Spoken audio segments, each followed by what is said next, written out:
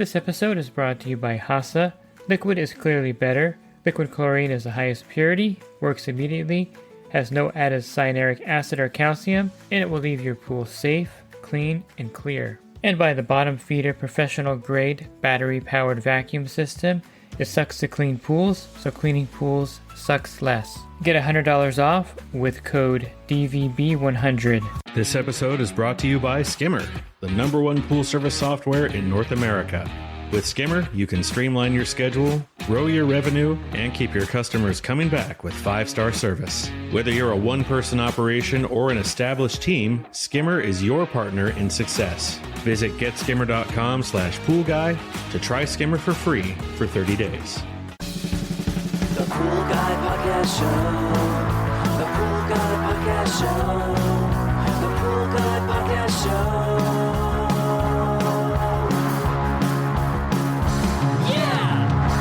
Welcome to the Pool Guy Podcast Show. In this episode, I'm going to continue my conversation with Terry Arko of HASA.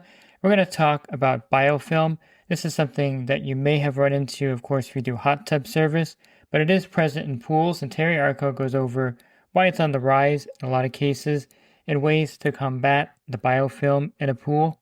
Are you a pool service pro looking to take your business to the next level? Join the Pool Guy Coaching Program. Get expert advice, business tips, exclusive content, and get direct support. For me, I'm a 35-year veteran in the industry. Whether you're starting out or scaling up, I've got the tools to help you succeed. Learn more at swimmingpoollearning.com. You wanted to talk a little bit about biofilm in pools. I think it's a good segue to biofilm. Again, I think with things more current the way they are, we're seeing an influx, I think, in a lot of cases, and even residential pools of biofilm. It may be even that the techs might not even know or recognize it as biofilm because there's certain things going on and certain things that biofilm leads to. But first of all, just to describe it, I think the best way for me to describe biofilm that we all can relate to is if we understand that the plaque that we get on our teeth is a biofilm.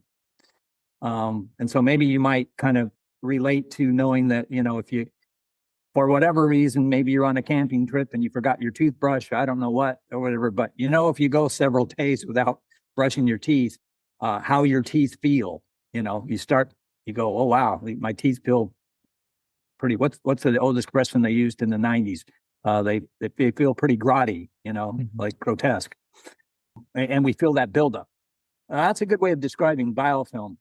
And basically what it is, if you were going to look it up, use AI, whatever, it's basically a collection of fungus, molds, bacteria. They call it a multicellular community. And it starts out just like plaque on your teeth. It's maybe kind of unseen. It's very thin to begin with. But as it develops, basically what it does is it collects any contaminant that's in the pool, that's in the water. So that's bacteria, algae, pollens, even scale. All these things get collected together and it begins to build this structure. It's multi-layered. And with every layer, what this biofilm system develops, and then that biofilm system, so that's one layer is a system, if you want to look at it that way. And that layer, what that layer does is it secretes this slime. It's a protective, that's the film. It's a protective slime in order to protect it from anything adverse in the environment. And that includes disinfectant like chlorine. So it becomes chlorine resistant as it develops. And if you could kind of picture, or, if you've ever chopped a mushroom in half and you look inside the mushroom and you see those layers, actually a mushroom is a biofilm. That's a good example. It's these layers that develop and grow. And in a swimming pool, okay, what's the number one cause? Well, there's a few causes. And I'm going to say the number one cause of biofilm in a swimming pool is going to be lack of chlorine, lack of disinfectant, or lack of proper disinfectant. That's number one, no disinfectant. Second thing is going to be biofilm loves warm water. So higher the temperature gets, and that's biofilm is a real problem in hot tubs. That's why you have these hot tub flush products, all this kind of stuff. But it can be in a pool too. In the summer, what happens to the temperature of our water, especially towards the end of the summer? Our temperatures are way up there. Third thing, and this was the thing I wanted to talk about when I said, we talked before, Dave, and I said, I think one of the number one culprits, I think, in pools today, which can lead to the development of biofilm. And let's talk about the detriments of biofilm too, but is circulation. Very low flow, low circulation, that makes that biofilm very opportunistic inside your plumbing, in your filters. And that's another thing. Regular cleaning of the filters and backwashing, correct maintenance of filters. That's another thing where you can have the biofilm. But, today we have variable speed pumps. And what's the main purpose? Somebody wants a variable speed pump, or that they were enacted as, now you can't get anything but a variable speed pump, right? And it has to do with energy and conserving energy. And everybody wants to conserve energy. And I think from a residential standpoint, everybody wants to, keep their electrical cost down. And so the advice or primary thing you hear is, well, okay, you have this variable speed pump and you can run it at a lower speed and save energy and conserve energy. So everybody kind of focuses on that, running at the lower speed. And then you also kind of get this where somebody will say, you can save at the peak hours. So the electric companies and stuff are going to come and they're going to tell you, to be running that variable. If you're going to run your pump, run that variable speed pump at the lowest, when there's that peak activity. That's what we want you to do. So we can, conserve the grid and so forth, And when's the peak time usually? Well, it's usually the middle of the day, right? And in the summer, it's when it's hot. When is it the hottest? Middle of the day, early afternoons.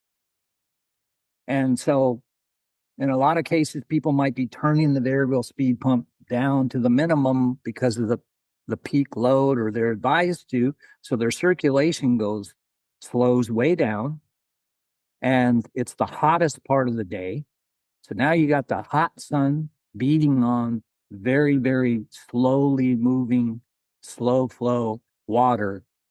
And that's going to lead to, algae could begin to grow, more consumption of your chlorine, and definitely the biofilm. Where the biofilm comes in is you don't have that, you don't have that flow. You don't have something disrupting the creation or the growth of that biofilm as you would if you had a higher flow going on. So those are the three main culprits, I think, that lead to biofilm. And I think there's biofilm in a lot of pools. As I said, techs don't realize it. They maybe see that, oh my God, I'm using a lot of chlorine. My chlorine's getting consumed a lot. Man, the pool is hazy, and I just can't cut that haze. Why is it hazy? This is a big one, and especially if you're not brushing the pool regularly, like maybe you say, oh, I'll brush it once a month because they have an auto cleaner or whatever the excuse is. But you start to notice that especially if it's a lighter colored plaster, there just tends to kind of get this sort of dinginess. There's a dinginess to the plaster. It starts to just kind of look, not even the color kind of fades somewhat. That can be a result of biofilm as well.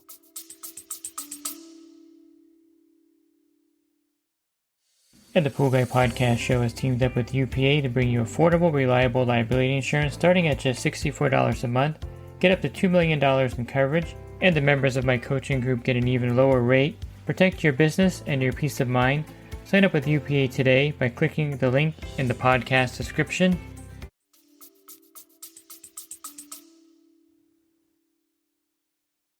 Yeah, so how do they reverse that? I mean, of course, increasing the variable speed flow is one way to kind of help with that. But let's say you're noticing the biofilm buildup. What are some of the strategies to counter that? So, from a standpoint of if you got it and you think it's pretty prevalent, and I think the most prevalent thing here is like when you just can't maintain free chlorine. You put a lot of chlorine in, but it's just not doing anything. Cloudiness, those kinds of things. And also, if you notice, if the filter's clean, you're running the pump at the higher, variable speed levels, but it still doesn't seem like, just seems kind of weak. Like this is not the flow. That could indicate a buildup in your pipes, maybe in the filters, some as well. So if that kind of scenario is going on and you suspect that, the first thing to do is to do a purge. Mm-hmm. Now there's purge products on the market, and you can certainly do an enzyme purge. That's another thing I recommend. And if you feel like you have a pool that's susceptible to biofilm, from a maintenance standpoint, I'm going to tell you that's a pool you definitely should be using enzymes in. So, remove, the food for the community, and enzymes will do that on a proactive standpoint. But if you have to do a purge, the best purge I know of, which isn't a product necessarily, a specific, but it's just raise that chlorine level up. And, there are some different papers and so forth where they recommend 40 ppm. It's what's called a hyperchlorination. So a hyperchlorination would be like 40 ppm free chlorine in the pool. And you say, man, that's a lot, right? And how do I even test for that? Well, there are some ways you could test for higher levels of chlorine, but they aren't always readily available. You can do dilution tests to kind of determine whether you've gotten to 40 ppm or not. Probably the best and most simplest way to do it is just, if you shock with liquid chlorine. So with the example of, HASA liquid, that's a 12.5%. So that equals 12.5 ppm of free chlorine from 1 gallon in 10,000 gallons. So you could figure if you hit it with 4 gallons in, 10,000 gallons, you're going to get probably closer to 50 even ppm, but that's okay. So you could kind of correlate, you're getting anywhere from 10 to 12 parts per million in 10,000 gallons from 1 gallon of liquid chlorine.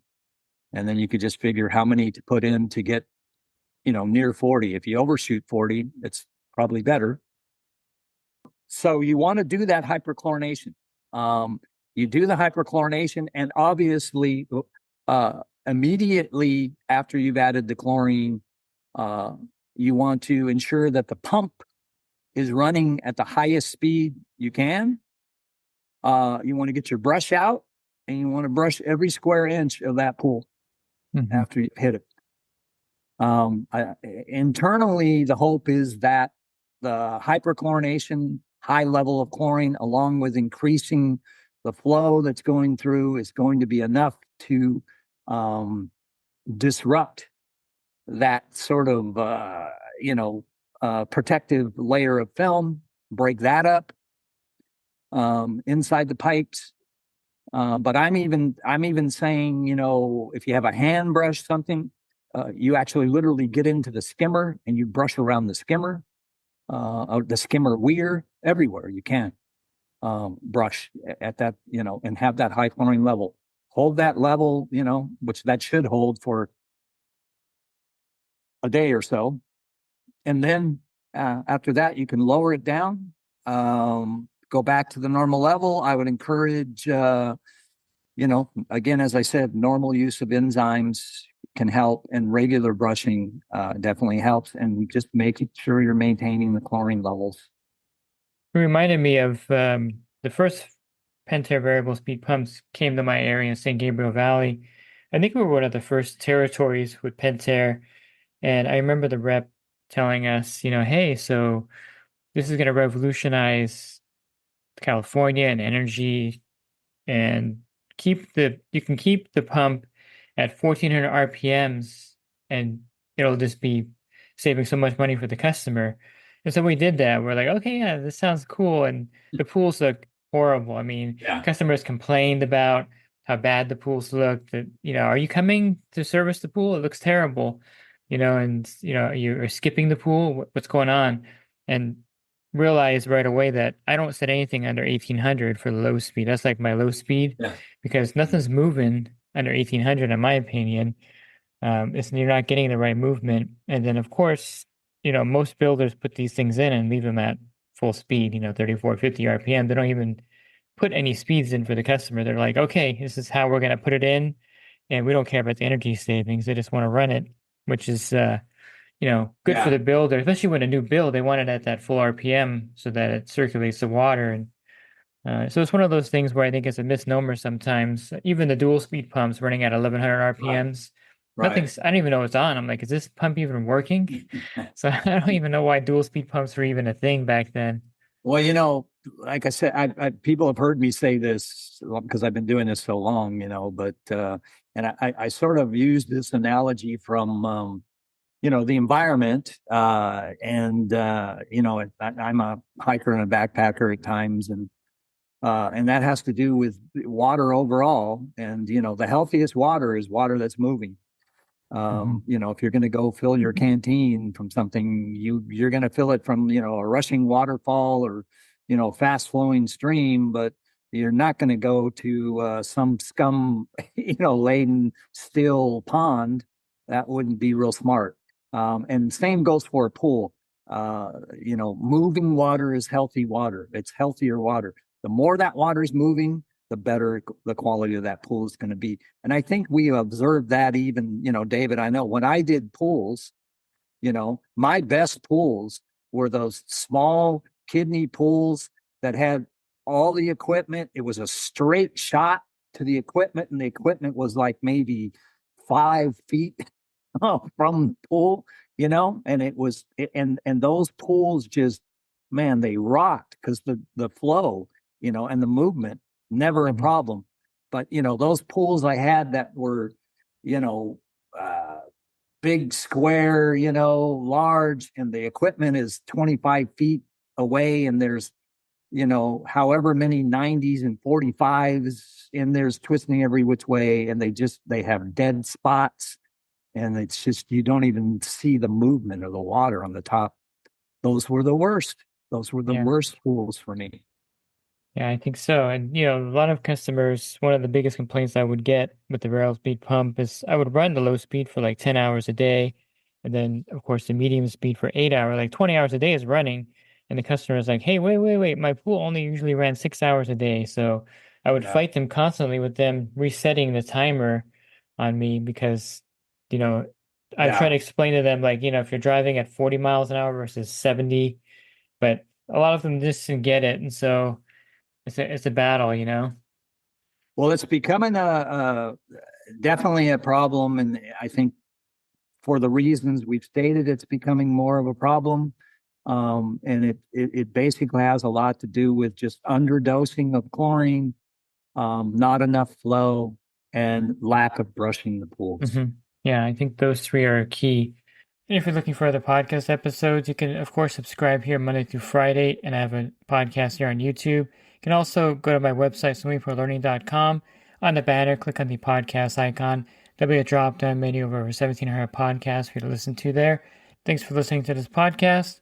Have a great rest of your week, and God bless. This episode is brought to you by HASA, providing products that deliver clean, healthy water for every aspect of everyday life. The bottom feeder battery-powered vacuum system Portable, powerful, and only weighs 12 pounds. And Skimmer. Get Skimmer, America's #1 pool service software. Podcast listeners can try Skimmer for free at getskimmer.com/poolguy.